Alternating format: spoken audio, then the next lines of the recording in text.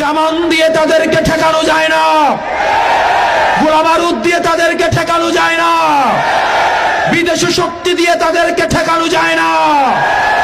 আবার যদি একটি পাতানো নির্বাচনের দিকে আপনারা যান, ব্যালট বাক্স আপনারা নিজ দায়িত্ব ভরে দেন, জনগণের যেই বিদ্রোহ, সেই বিদ্রোহ আপনারা সামলাতে পারবেন না।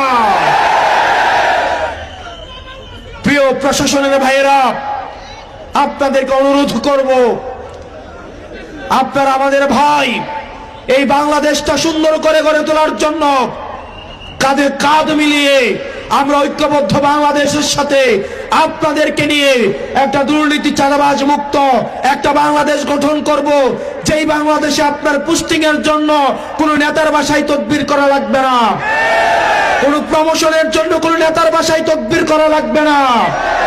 আমরা জানি রাতের আধারে আপনারা তাজ্জুদের নামাজে আপনারা কান্না করেন, আপনারা কষ্টে থাকেন, কতিপয় কিছু অফিসারের ষড়যন্ত্রে আপনাদেরকে মাথা নত করতে হয়।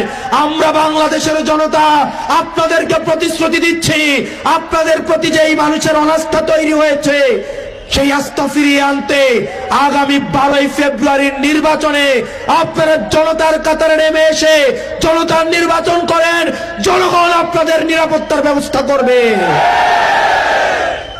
প্রিয় মিডিয়ার ভাইয়েরা, অনেক সাংবাদিক এসে আমাদেরকে তাদের দুঃখের কথা জানায়, কষ্টের কথা জানায়, তারা যে এই খবরটা তারা প্রচার করতে চায়, কিন্তু তাদের দালাল মালিক মিডিয়া সেগুলো তাদেরকে প্রচার করতে দেয় না। 5ই আগস্টের পরে আমরা যখন সরকার গঠন করেছি, আমরা যখন মন্দির মসজিদগুলোকে পাহারা দিয়েছি, অমুসলিম ভাইদের পাশে দাঁড়িয়ে আমরা তাদেরকে পাহারা দিয়েছি, তাদের নিরাপত্তা নিশ্চিত করেছি, ঠিক সেই সময়টিতে একটি দল টেলিভিশনগুলোকে দখল করেছে, সরকারি প্রতিষ্ঠানগুলোকে দখল করেছে, তারা আজকে মিডিয়াগুলোকে দখল করেছে, মিডিয়া মাফিয়াগিরি শুরু করেছে।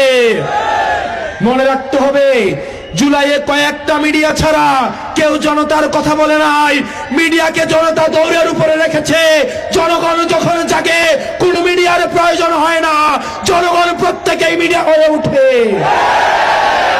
প্রিয় মিডিয়ার ভাইয়েরা, আর কত আপনারা গোলামি করবেন?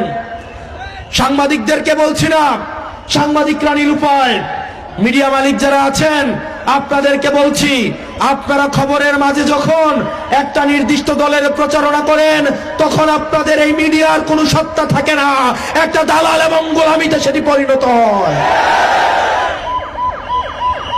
মিডিয়াকে বলবো,